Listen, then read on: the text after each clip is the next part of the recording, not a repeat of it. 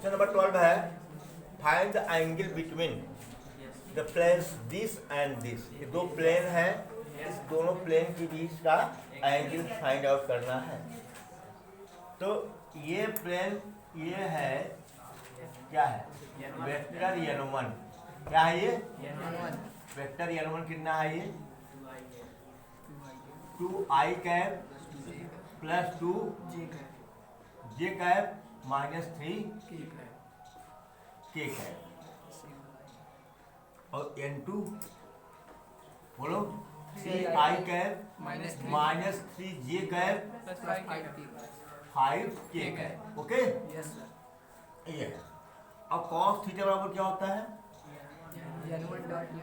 cos theta बराबर modulus vector n1 dot vector n2 upon modulus vector n1 multiply by modulus vector n2। यही ना है? तो हमको क्या निकालना होगा? पहले vector n1 dot vector n2 निकालो। 3 2 जा माइनस दैट्स व्हाट -15। अच्छा, modulus of vector n1 under root बोलो भाई 2 का स्क्वायर प्लस 2 का स्क्वायर प्लस माइनस 3 का स्क्वायर। क्या हुआ? 4 plus 4 plus 9 that's under root what 17। n2 का मॉडुलस निकाल लो, वेक्टर n2 का मॉडुलस निकालो, डायरेक्ट निकालो। 9 प्लस 9 प्लस 25 25 5 34 43 होगा ना? 43 हुआ। अब cos थीटा बराबर modulus vector n1 dot vector n2 upon mod of vector n1 into mod of vector n2। Okay, बराबर क्या हो जाएगा ये भैया? n1 डॉट n2 कितना आया है? -15 upon under root mod of n1 17 into under root dot 43। ठीक है, अगर मॉडुलस लगा है तो माइनस चिन्ह गायब ना। 15 अपॉन अंडर रूट मल्टीप्लाई कर लो चाहे तो 17 51 कैरी 5 17 चौका 68 5 दिस इज योर आंसर। या theta is equal to what? cos inverse 15 upon under root 731। Okay, सुना? Notice please. क्वेश्चन नंबर 13 है, उसमें कहा है पहले चेक करिए पैरेलल है या परपेंडिकुलर है। अगर परपेंडिकुलर या पैरेलल नहीं है तो फाइंड एंगल। तो क्या करिए? Find angle if neither parallel nor perpendicular. तो चेक करने में क्या जाता है? ये तो A1 है, ये बोलो भाई ये B1 है, ये क्या है? C1 है, ये क्या है? A2 है, ये क्या है? B2 है, ये क्या है? C2। ये वाला ठीक है ना? तो पहले हम A1 अपान A2 चेक करेंगे, जरा देखिए क्या होता है। A1 अपान A2 7 अपान और B1 अपान B2 -5। इसका मतलब इक्वल नहीं है। A1 upon A2 is not equal to B1 upon B2। नहीं, C1 अपान C2 चेक करने की जरूरत नहीं है, तो नॉट पैरेलल। अच्छा भैया, परपेंडिकुलर के लिए क्या है? A1 A2 plus B1 B2 plus C1 C2 equal to, जरा देखो क्या आता है। तो A1 A2 7 21 B1 B2 -5 C1 C2 -60 not equal to 0। तो ये क्या हुए? नॉट परपेंडिकुलर, ये परपेंडिकुलर भी नहीं है। तो फिर क्या करना है हमको? एंगल फाइंड आउट करना है। तो एंगल फाइंड आउट करने के लिए हम लोग क्या करते हैं? cos थीटा बराबर क्या लिखते हैं? मॉडुलस लिखते हैं ना, a1 a2 plus b1 b2 plus c1 c2 upon under root a1 square plus b1 square plus c1। देखो ये n1 डॉट n2 है, याद कर लीजिए पहले क्या है ये मॉड ऑफ वेक्टर n1 है ये, ठीक ना? हाँ, प्लस a2 का स्क्वायर प्लस b2 का स्क्वायर प्लस c2 का स्क्वायर। चलो भाई ये यहाँ तो है ही ना, देखो इसकी वैल्यू कितनी आएगी? 21 माइनस 65 माइनस 44, ये नॉट इक्वल टू 0 था। बोलो भाई। तो अब हमको क्या करना है?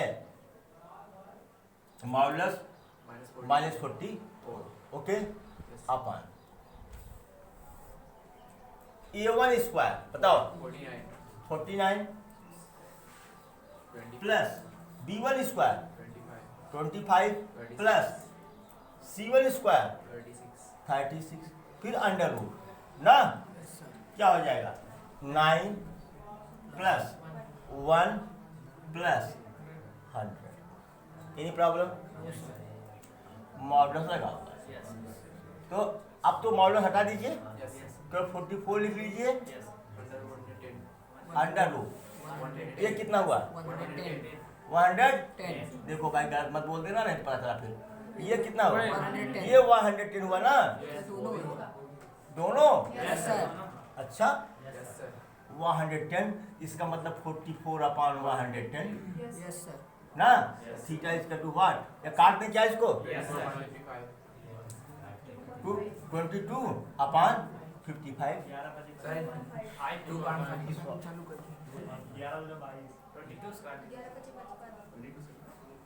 11 4 जा 44, 11 10 जा 110, फिर 2 2 जा 2 अपान cos थीटा बराबर, सॉरी थीटा बराबर क्या हो जाएगा बेटा?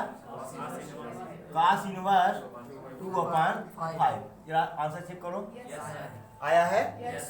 तो एक बात ये बताइए हमको, इसी तरह से जो है सभी क्वेश्चन साइंस के A B C D E ना 5 पार्ट्स दिए हुए हैं, करवाऊं कि कर लेंगे आप लोग? मतलब पैरेलल चेक कर लीजिए, परपेंडिकुलर चेक कर लीजिए। अगर भाई पैरेलल है थीटा बराबर 0, अगर a1 a2 plus b1 b2 plus c1 c2 बराबर 0 आ रहा है, थीटा बराबर 90 डिग्री हो जाएगा। अगर ये दोनों नहीं है तो इस फार्मूले का प्रयोग कर लीजिए। छोड़ दो? ठीक है, नोट कर लीजिए। Find the distance between given points and plane. ये कॉन्सेप्ट हम लोग पढ़ चुके हैं। ये हम छोड़ दे रहे हैं, 0 0 से था। कहाँ से था? 0 0 से था, हमने छोड़ दिया, इजी था। तो ये पॉइंट दिया हुआ है, हमने कंसीडर कर लिया P। इसका कोऑर्डिनेट दिया है 3 -2 + 1। और ये प्लेन का इक्वेशन दिया हुआ है 2x, बहुत छोटा लिखा हूँ, 2x - y + 2z = 3। ये आपका प्लेन का इक्वेशन दिया गया। और हम लोग जानते हैं कि D बराबर क्या होता है, बोलो? Vector A dot vector n minus D upon यही होता है, ठीक है? ए क्या है इसमें? गिवन पॉइंट का पोजीशन वेक्टर, गिवन पॉइंट का पोजीशन वेक्टर। और एन क्या है? नॉर्मल प्लेन के क्वेश्चन में जैसे r dot n, vector r dot vector n equal to b ना, एन है, कोई दिक्कत तो नहीं है। चले इक्वेशन ऑफ प्लेन क्या है? Equation of plane 2x - y + 2z = -3। Okay, अब क्या करें हम? डिस्टेंस तो नेगेटिव होती नहीं है, तो क्या कर देंगे इसको? -1 से मल्टीप्लाई करें, -2x + y - 2z = 3। Okay, any problem? इसको कार्टेशियन, सॉरी ये तो कार्टेशियन फॉर्म है, इसको वेक्टर फॉर्म में ले सकते हैं। तो क्या पहले और डॉट होता है, और डॉट वेक्टर और क्या है, एक्स आई कैप प्लस वाई जे कैप प्लस जेड के कैप, ये वेक्टर आर हो गया डॉट -2 आई कैप प्लस जे कैप -2 के माइनस नहीं लिखे क्या, हो गया। अब ये क्या है, ये बराबर 3 है, ये इसकी जगह हम क्या लिखते हैं, वेक्टर आर, इसकी जगह हम क्या लिखते हैं, वेक्टर एन। देखो इसका मॉडुलस कितना है, 1 नहीं है, इसलिए वेक्टर है ये, इसका टू व्हाट 3। अब ये क्या है, ये डी है, ये बोलो भाई। अच्छा अब वेक्टर ये निकालता हूं, वेक्टर ए निकाल लेंगे ना, 3 आई कैप क्या 3 आई कैप -2 जे कैप प्लस के कैप निकाल लिया। यहाँ ए डॉट एन है पहले हम ए डॉट एन निकाल लेता हूं,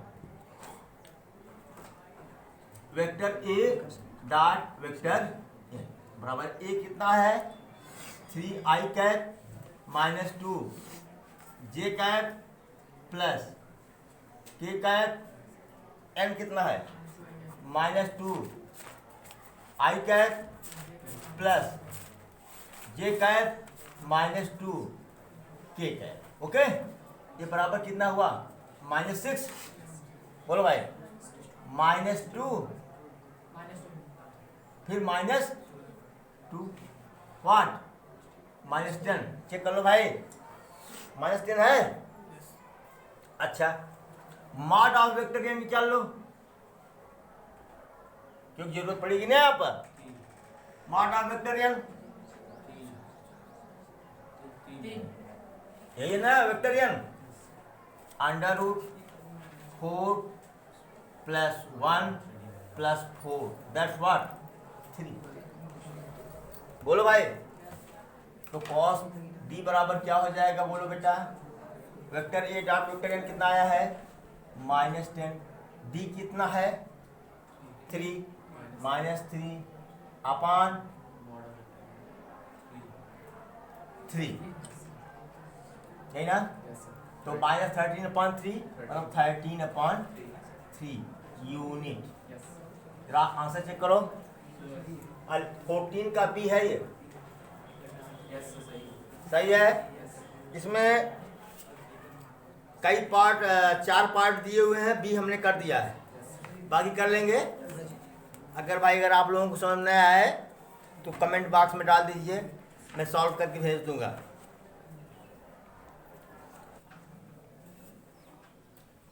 देखिए क्वेश्चन नंबर 1 में 3 पॉइंट्स हैं।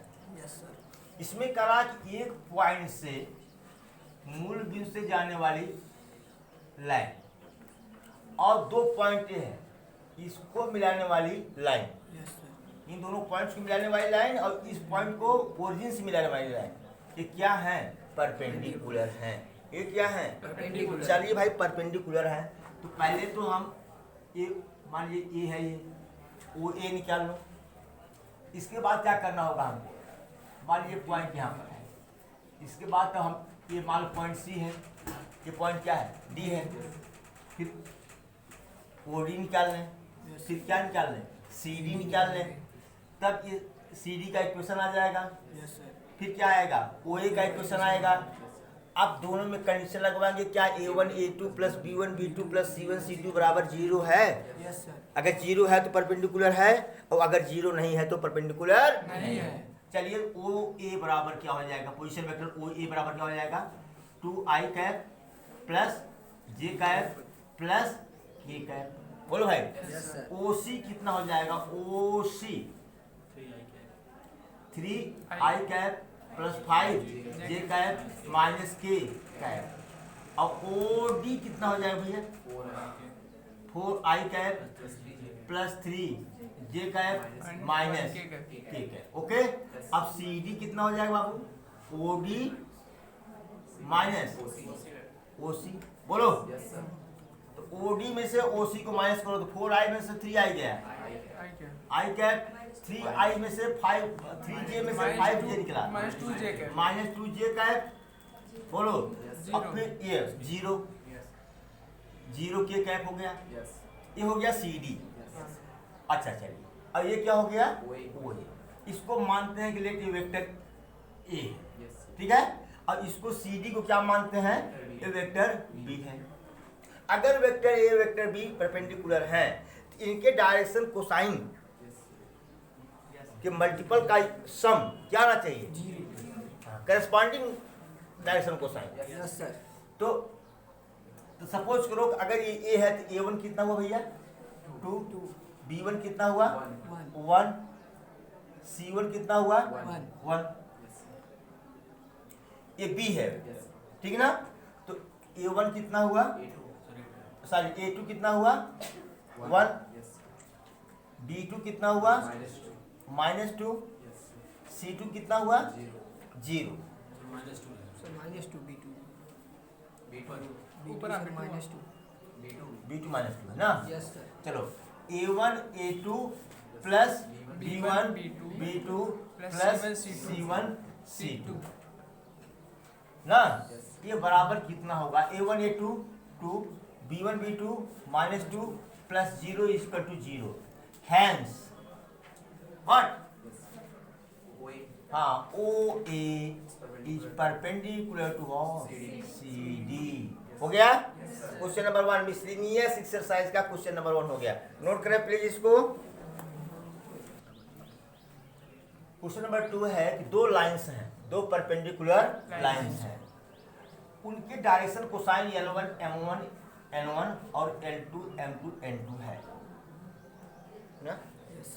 बोलो भाई। तो कह रहा है कि दोनों पर, इन दोनों लाइन पर जो परपेंडिकुलर होगा, जो दोनों लाइन पर परपेंडिकुलर होगा उसका डायरेक्शन कोसाइन ये होगा। सपोज करो, देखिए हम 3D में नहीं जा रहे हैं, हम 3D में नहीं जा रहे हैं, लेकिन जाना पड़ेगा यार, दोनों परपेंडिकुलर है ना। एक सेकंड,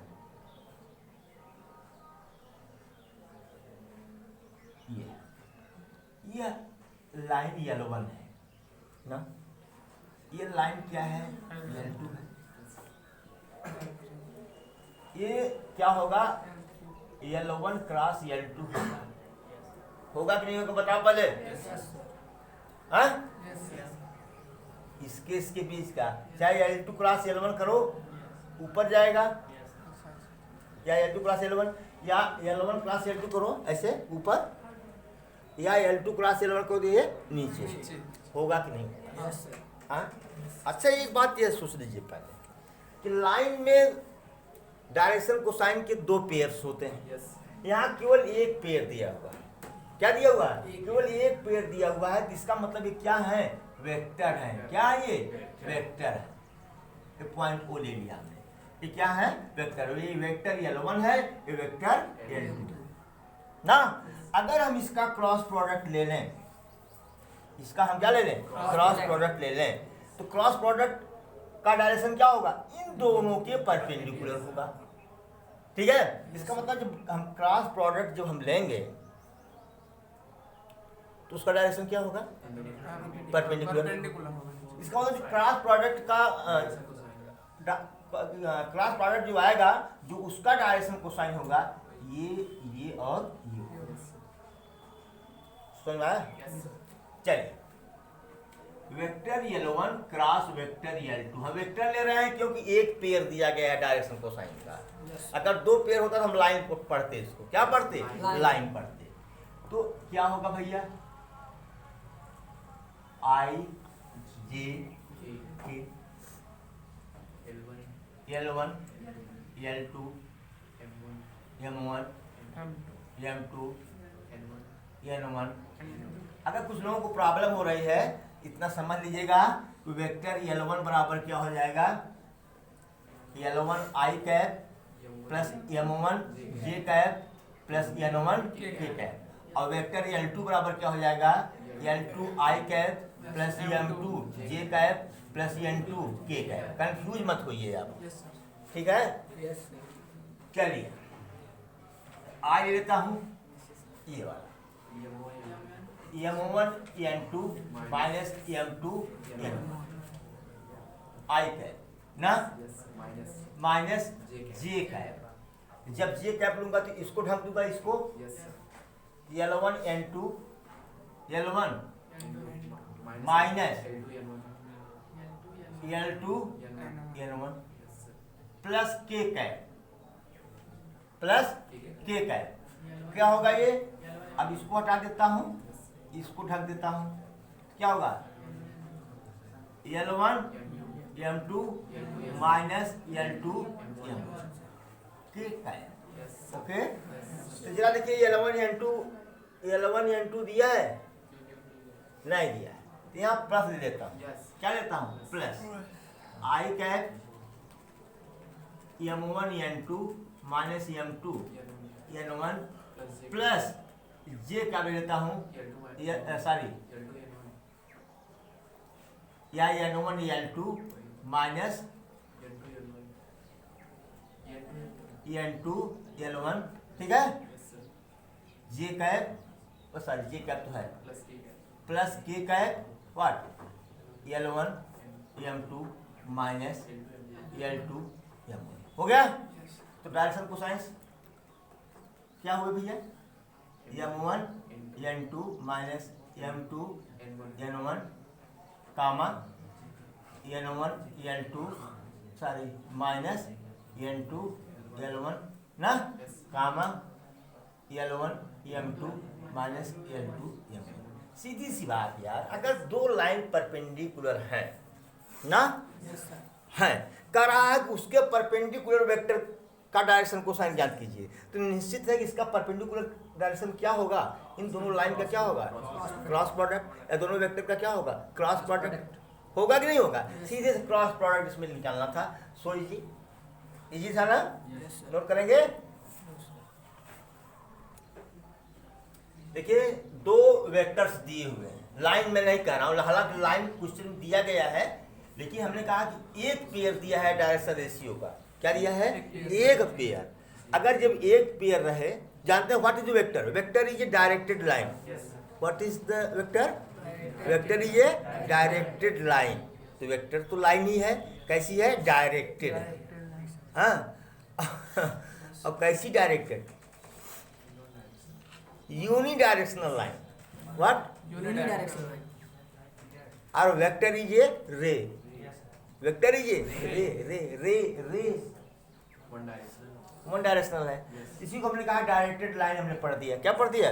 वेक्टर क्या है? Directed line. तो क्वेश्चन में एक्चुअली लाइन नहीं होना चाहिए, क्या होना चाहिए? Directed line. लेकिन आपको फंसाएगा कैसे? फंसाएगा कैसे आपको जानना चाहिए ना। एक पेयर है डायरेक्शन रेशियो का, तो क्या होना चाहिए? वेक्टर होना चाहिए। अगर दो पेयर होता तो क्या होता? लाइन होना चाहिए। चलिए भाई ठीक है। तो अब यहाँ ए है, तो A1 बराबर क्या हो गया? A, B1 बराबर B, C1 बराबर C, और A2 बराबर B माइनस C, B2 बराबर C माइनस A, और C2 बराबर A माइनस B। ओके, चलो। तो cos थीटा बराबर फॉर्मूला जानते हो, उसमें A1 A2 plus B1 B2 plus C1 पहले upon under root A1 square, यही होता है। cos थीटा बराबर modulus A1 A2 plus B1 B2 sorry A1 A2 plus B1 B2 plus C1 C2 upon under root A1 square plus B1 square plus C1 का square, फिर under root A2 का square plus B2 का square plus C2 का square. यही होता है ना। तो पहले हम यही निकालते हैं A1 A2 plus B1 B2, A1 A2 plus B1 B2 plus C1 okay बराबर। चलो भाई A1 A2 AB minus AC, बोलो भाई B1 B2 plus BC minus BA यार, BA कहो चाहे AB कहो, बात की हुई। C1 C2 plus CA minus okay, तो a b b a cancel, minus a c plus c a cancel, b c c b cancel, बराबर 0। अब तो कुछ निकालने की जरूरत ही नहीं है। तो cos थीटा बराबर क्या हुआ भैया, यहीं पर लिखो, यहीं पर। अब cos थीटा बराबर 0 अपान इसमें 0 कर दो। हाँ, ए वन स्क्वायर कितना हुआ, A square plus B square plus C square under root A two square B minus C का square plus C minus A का स्क्वायर प्लस कुछ भी कर डालो यार, ए माइनस बी का स्क्वायर, ये बराबर क्या आ गया आपका 0। थीटा बराबर पाई बाई 2। क्लियर? नोट करें प्लीज। फोर्थ क्वेश्चन कर रहा है कि find the equation of line passing through origin and parallel to x axis. ध्यान दीजिए क्या कर रहा है, एक्स एक्सिस है ये वाई एक्सिस है, ये हमारा जेड एक्सिस है। कर रहा ये ओरिजिन है, ये क्या है, ओरिजिन मतलब 0 0 0। कर रहा उस लाइन का इक्वेशन फाइंड आउट करिए जो ओरिजिन से पास हो रही हो और एक्स एक्सिस से क्या हो, पैरेलल हो। तो दैट लाइन कौन सी होगी, एक्स एक्सिस तो होगी ना, क्या होगी, एक्स एक्सिस। तो आंसर आपका क्या हो सकता है, ओरल बता दो, एक्स आई के या कुछ भी ले लो यार, लैम्डा आई के, अरे एक्स मत लो, क्या ले लो, लैम्डा आई के। ये तो ओरल आंसर है भैया, नींद आ रही है आपको, अरे वाह, बहुत अच्छे बहुत अच्छे बहुत अच्छे बहुत अच्छे। चलो भाई, इक्वेशन क्या होता है आप इसको थोड़ा दिखा दें, तो फिर करा दिया हमने ना, ओरिजिन से पास हो रहा है और एक्स एक्सिस के पैरेलल है, इसका मतलब जो लाइन जा रही है वो एक्स एक्सिस पर ही है, या जो वेक्टर जा रहा है वो कहाँ है, एक्स एक्सिस पर है। कहाँ है, एक्स एक्सिस पर है। इसका मतलब क्या हुआ, वो vector n time I cap होगा, n time lambda time I cap, new time I cap, something time I cap, something constant time I cap, ये तो होगा। अच्छा, उस लाइन का इक्वेशन क्या होता है, जो एक पॉइंट से पास हो रही हो, वेक्टर ए और प्लस किसी लाइन की क्या हो, परपेंडिकुलर हो, पैरेलल सॉरी, है ना। यहाँ वेक्टर ए बराबर क्या है बेटा, 0 आई कैप प्लस 0 जे कैप प्लस 0 के कैप बराबर 0 वेक्टर। बोल यार किसके पैरेलल है, एक्स एक्सिस के। तो ये क्या हो जाएगा, वेक्टर बी क्या हो जाएगा बताओ, लैम्डा आई के, बोलो भाई। तो वेक्टर आर बराबर क्या हो जाएगा, 0 प्लस लैम्डा आई कैप बराबर लैम्डा आई कैप। आंसर, इसको तो हम लोग ओरल निकाल लिए थे, ओरल ही ना। चलो पहले कोई अब क्वेश्चन को बदल दे, find the equation of line passing through the origin and parallel to Y axis, lambda J cap. Find the equation of line passing through the origin and parallel to Z axis, lambda K cap, lambda K cap. क्यों, अगर बहुविकल्पी है, optional है, तो खट से टिक मारो ना, क्या जरूरत है सब लगाने की। अगर एक नंबर का पूछ दिया है तब तो आपको करना ही पड़ेगा, क्यों। नोट करिए प्लीज। अब भाई उत्तर जो है आपका कार्टेशियन फॉर्म में दिया है ना। अच्छा भैया एल बराबर क्या होगा जरा बता दो तो, cos 0, बोल यार, है cos अल्फा, एक्स एक्सिस अगर पैरेलल है एक्स एक्सिस के तो कितना होगा, 0 डिग्री बराबर 1। अब बाकी क्या है, ये एक्स एक्सिस सबसे क्या बना रहा है, 90 डिग्री, m बराबर cos 90 0, n बराबर cos 90 बराबर 0। बोल यार, इसको तो हम ए भी तो लिख सकते हैं, इसको तो हम बी भी लिख सकते हैं, इसको ऐसे भी लिख सकता हूँ ना, x upon l plus y upon m plus tau z upon n equal to 1 intercept form में जैसे, तो x upon 1 plus y upon 0 plus z upon, अरे यार लाइन है प्लेन नहीं है ना, नहीं यार।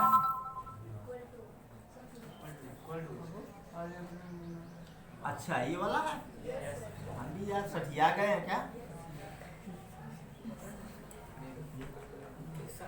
तो क्या दिक्कत, इतना प्यारा सा आंसर हम लोग निकाले थे यहाँ पर, उत्तर दे दिया कार्टेशियन फॉर्म में। हम सपना देख रहे हैं क्या? कार्टेशियन फॉर्म में आंसर दिया है कि वेक्टर फॉर्म, हम मतलब हम सब लोग आंसर सही होना चाहिए। हाँ, और कार्टेशियन फॉर्म इसमें अगर स्पेसिफिक कहे कार्टेशियन फॉर्म और वेक्टर फॉर्म, तब आप लोग परेशान होइए। अगर स्पेसिफिक नहीं कर रहा है तो आप किसी भी फॉर्म में आंसर देने के लिए फ्री है, ठीक ना? ठीक है, नोटेड प्लीज, थैंक यू। हाँ,